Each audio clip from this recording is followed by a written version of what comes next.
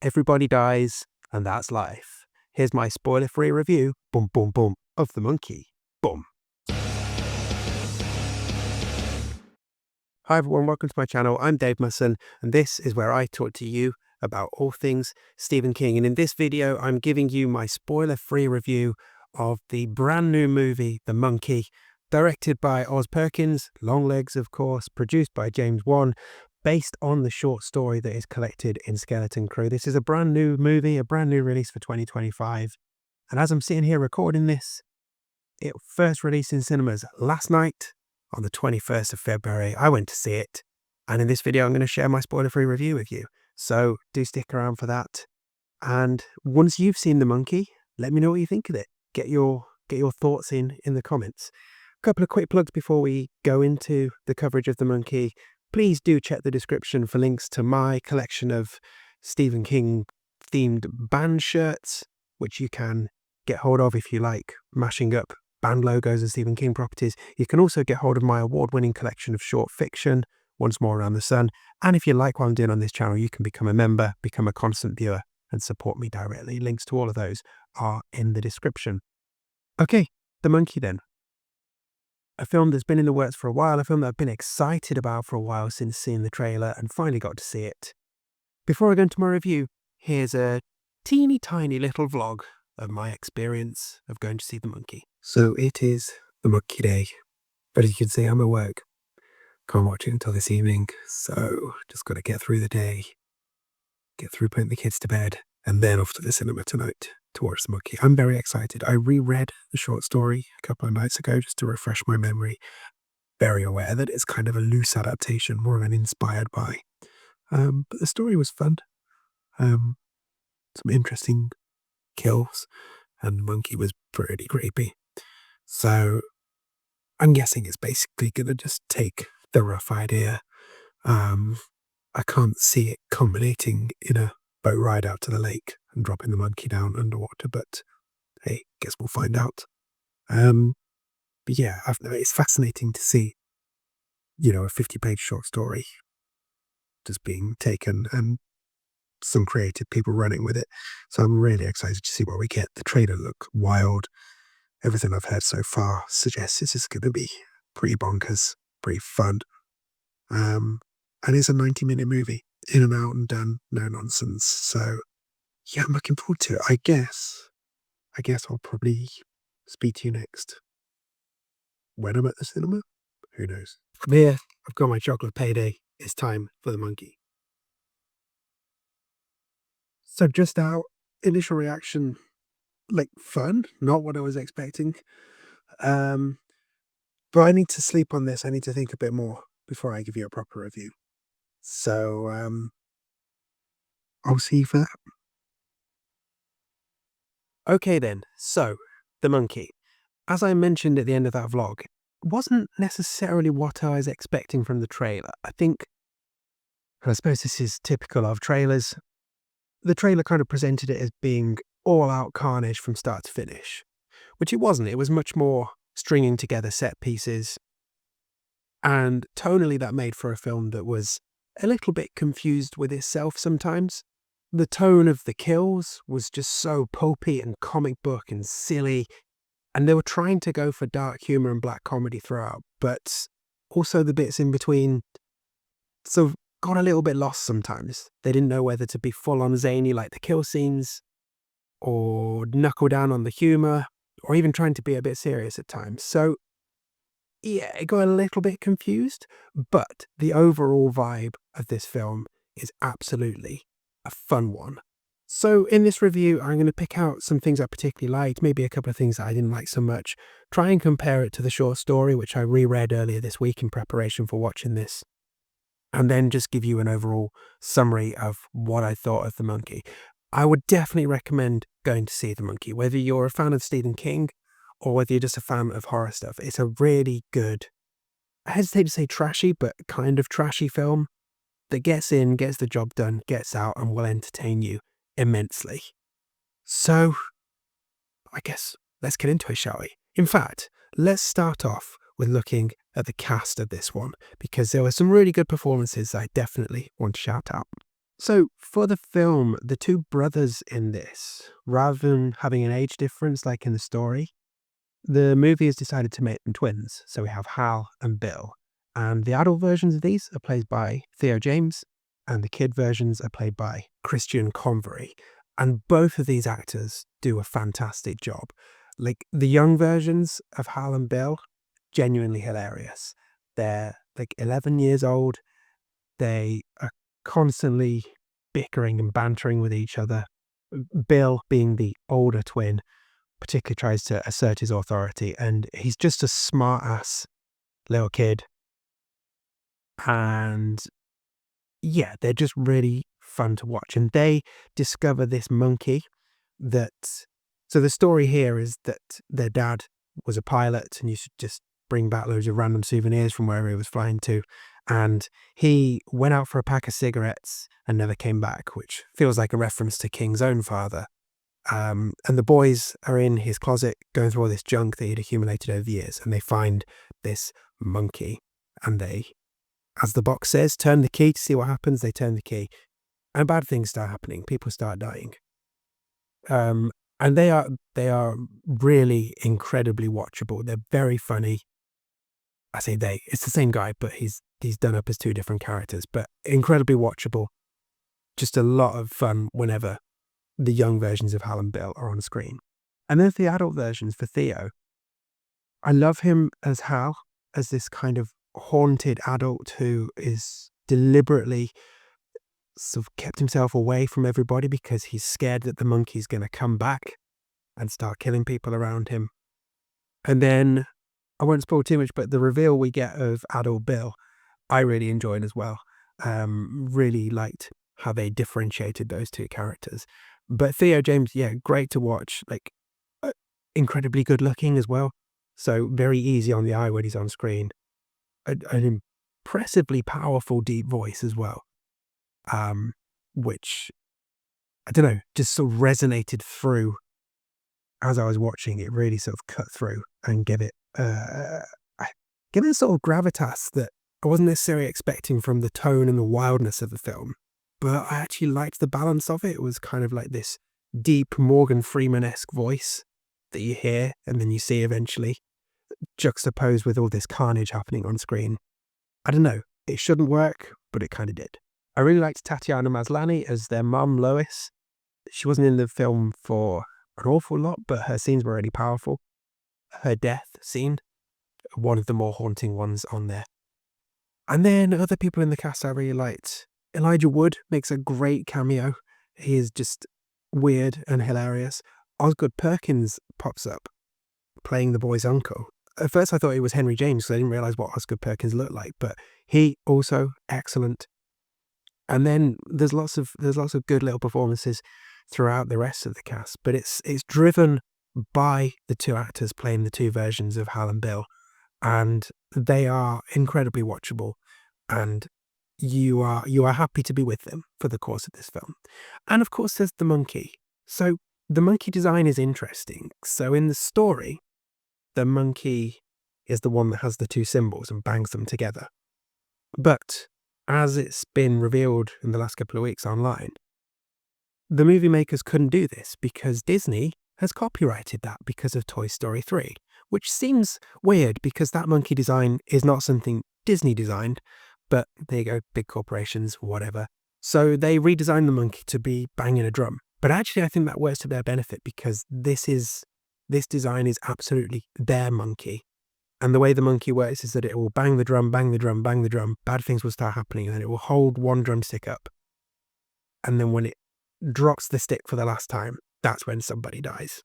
So it kind of builds this tension in the scenes when you see stuff that's building up and happening, and you know that when that final stick is going to drop, it's all over. The monkey had a really sort of menacing grin as well, and these creepy eyes, and was surprisingly big. Like in the story, I'd imagine the monkey being about this size, but it was more like this size. Sort of like a toddler almost in the movie, which I really liked as well. Just a great visual. I mean, those kind of monkeys are creepy anyway, but yeah, I enjoyed the monkey design. I thought it worked pretty well. And yeah, whenever he popped up, you're like, uh-oh, we're into some trouble here. So in terms of things I really liked about this movie, I mean, it's difficult to look away from the kills. The kills in this are definitely what's going to draw people in, and they are spectacular. They actually felt a lot like Final Destination deaths in that they were quite elaborate in their setup, quite ridiculous in their execution at some points. But they were almost like a brattish remix of Final Destination. Whereas Final Destination, you know, they take time to sort of string the deaths out over minutes in their scenes and sort of walk you through almost the setup and what's going to happen. The monkey's death were much quicker than that, but they still had that vibe about them, that sort of randomness. So, like, again, I'm not wanting to spoil stuff, but like, you know, things popping out of holes that shouldn't be there. Machinery not behaving in a way that it should do. Stuff going down in restaurants that shouldn't happen. And some of the gore is great. You may well have seen it in the trailer. I mean, there's the famous shot in the trailer where Hal spits a bit of finger out of his mouth. That scene is hilarious. There's also a scene that you may have seen in the trailer of a sleeping bag full of what looks like just smushed up fruit. That one genuinely had the entire theatre laughing out loud when I watched that. And that's the thing, the tone of the deaths, as I mentioned already, just has this comedic edge to it. And like, they're not scary, but they are funny. They're hugely entertaining. And I almost wish the entire movie had knuckled down on that tone. Because if the deaths are the thing that I really like, the stuff I didn't like so much was that slight confusion as to what is this movie trying to be. Because I think if it had knuckled down on being a black, gory comedy, it would have been stronger. But I don't know, in the bits that get us from set piece kill A to set piece kill B, I think they were trying a little bit too hard to put some weight into it, whereas they should have just doubled down on the humour. Like, there's a funeral scene where the priest steps up to the altar to start speaking and it's like, whoa, shit, and clearly out of his depths. Like, it's little bits like that were really funny, and like, just go all in, make it a comedy that has people being violently murdered by random things caused by a toy monkey. It's a ridiculous scenario anyway, so just knuckle down on the ridiculousness and I think it would have been stronger. The other thing I perhaps didn't like was the final third was a bit wobbly for me. I think it redeemed itself by the absolute end, but there were stretches in that final half an hour that were like, oh, come on, you don't really know where you're going here. Which was weird because they were trying to make it a bit more ridiculous. But I don't know, it just didn't quite come together. But all that being said, it was still a hugely entertaining movie. And I think perhaps what I liked the absolute most about this, a few things, it's a new, fresh piece of Stephen King stuff that is being adapted. It's not just a remake of something we've had before. And it's showing what you can do with a Stephen King short story. So this short story is originally, 50 pages long? And it still feels like a faithful adaptation to it. You've got the brothers. You see them throw the monkey down the well. The monkey comes back. The monkey causes all these deaths. People close to the brothers are getting killed in scary ways. And they have to try and work out a way to deal with the monkey. But then they use that as a springboard to just make this kind of crazy film. And like I already said, it's a silly idea for a story. And in many ways, I think the tone that they, were trying for in the film and achieved in the kill scenes, like, if the story had been that, I think it would have been a stronger story. So, am I saying this? Yeah, I think I am. I think the movie is a better version of this story than the story is. But I'd be keen to know what you think of it. So, do let me know.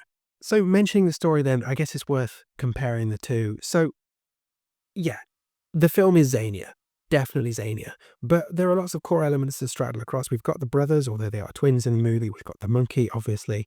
And most of the deaths are broadly the same as what happens in the book, in the story, in terms of like who is actually dying. There are additional ones in the movie, which makes it more fun. What is slightly different is the relationship between Hal and his son, because in the story, Hal is married with 2 kids. In this one, Hal has a son, but has deliberately estranged himself from his son and only sees him once a year because he's so scared that the monkey is coming back. And of course, the monkey comes back in the movie at the point of the year where it coincides with Hal's 1 week of the year with his son. So we get a bit of relationship building there. And I think that's kind of partly where the film gets a little bit confused tonally, because it's trying to do this awkward father-son dynamic. But anyway, I'm talking about the differences between the story here. The climax of the story, where they're trying to get rid of the monkey, very different to how it pans out here. And again, I think for me, the film version works better. I actually think it's more fitting with the style of Stephen King's short stories in the 70s and 80s. Well, like the ending here is a bit less neat and just a bit more satisfying, I think. But broadly, I can definitely see it's not a case of like The Lawnmower Man or The Boogeyman even that we saw recently, where there's maybe like 1 or 2 scenes from the story in the movie, and then it's something else completely, and it's almost just leaning on Stephen King's IP to sell it. Definitely not that. It feels like an adaptation of a King story. And yeah, as a constant reader, as a constant viewer, as a Stephen King nerd, I guess, says the person who's made nearly 800 videos about Stephen King, I was perfectly happy with it. I had a great time. So, a couple of Stephen King Easter eggs that I noticed. I mean, I've only watched this film once, so I'll have to go back and watch with a much closer eye. But obviously, it's based on the monkey, the short story. The main one for me that jumped out was the fact that the boy's babysitter was called Annie Wilkes, which seemed like I don't mind them naming the babysitter after a King character, but naming her after Annie Wilkes, one of his most famous characters, that seemed a little lazy.